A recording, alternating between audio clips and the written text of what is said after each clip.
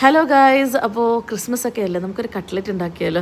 So അതിനായിട്ട് ഞാൻ കിഴങ്ങൊക്കെ ആദ്യം വേവിച്ച് വെച്ചു. പിന്നെ എണ്ണ ചൂടാക്കി സവോള ഇട്ടു, ഇഞ്ചി വെളുത്തുള്ളി പച്ചമുളക് കൂടെ ഇട്ടു. അത് കഴിഞ്ഞിട്ട് ഉപ്പിട്ട്, പിന്നെ നമ്മുടെ മുളക് പൊടി, ഇച്ചിരി മല്ലിപ്പൊടി, ഇച്ചിരി ചിക്കൻ മസാല അല്ലെങ്കിൽ ഗരം മസാല അല്ലെങ്കിൽ ബീഫ് മസാല, ഏതെങ്കിലും മസാല ഒന്ന് ആഡ് ചെയ്ത് കൊടുക്കുക. ഇച്ചിരി കുരുമുളക് പൊടിയും കൂടി ഇട്ട് നന്നായിട്ട് അതിൻ്റെ പച്ചമണം മാറുന്നിടം വരെ ഒന്ന് വഴറ്റിയെടുക്കുക.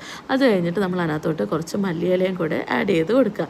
അത് കഴിഞ്ഞിട്ട് നമ്മുടെ ഓൾറെഡി വേവിച്ച് വെച്ച കിഴങ്ങുണ്ടല്ലോ, കിഴങ്ങിനകത്തോട്ട് നമ്മൾ ഈ മിക്സ് ഇട്ട് കൊടുക്കുക. പിന്നെ ഞാൻ ബീഫ് കുരുമുളക് പൊടിയും ഉപ്പും മഞ്ഞൾപ്പൊടി ഇട്ടൊന്ന് വേവിച്ചിട്ടുണ്ടായിരുന്നു.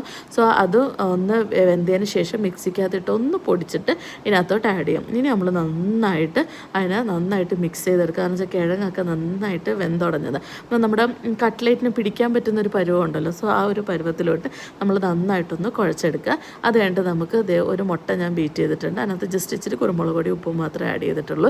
പിന്നെ ഇതാണ് നമ്മൾ ഓരോ ഷേപ്പിലോട്ട് നമുക്ക് അതിനെ മാറ്റി എനിക്ക് ഇഷ്ടമുള്ള ഷേപ്പ് ഏതാണെന്ന് വെച്ചാൽ ആ ഷേപ്പിലോട്ട് നമുക്ക് എടുക്കാം കേട്ടോ. ഞാനിപ്പോൾ ജസ്റ്റ് നമ്മുടെ സാധാ കട്ട്ലേറ്റ് ആ ഒരു രൂപത്തിലാട്ടോ ആക്കിയത്.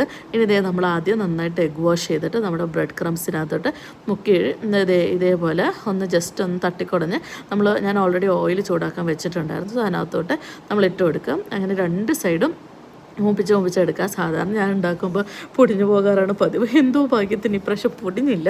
സോ അതുകൊണ്ട് എല്ലാവരും ശ്രദ്ധിക്കണം കേട്ടോ. ആ മാവ് നമ്മൾ ആ കുഴച്ചെടുക്കുന്ന ആ പരുവം ഒന്ന് ശ്രദ്ധിക്കണം കേട്ടോ. സാധാരണ വെള്ളം കൂടിപ്പോയാൽ തീർന്ന് പിന്നെ ഇത് എണ്ണയിൽ ഇങ്ങനെയൊന്നും ഇരിക്കത്തില്ല. അപ്പോൾ നമുക്ക് വേണ്ട ഒരു ബ്രൗൺ കളറല്ലേ. സോ അതുവരെ നമ്മളൊന്ന് ജസ്റ്റ് അപ്പുറത്തും ഇപ്പുറത്തും ഒന്ന് മറിച്ചിട്ടിട്ട് എടുക്കുക.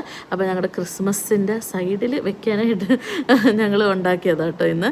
അപ്പോൾ നമ്മൾ വാഴയിലേൻ്റെ കൂടെ നമ്മൾ വെച്ചു. അപ്പോൾ ഇതിൻ്റെ ബാക്കി വീഡിയോ വരുന്നുണ്ട് കേട്ടോ. Bye bye.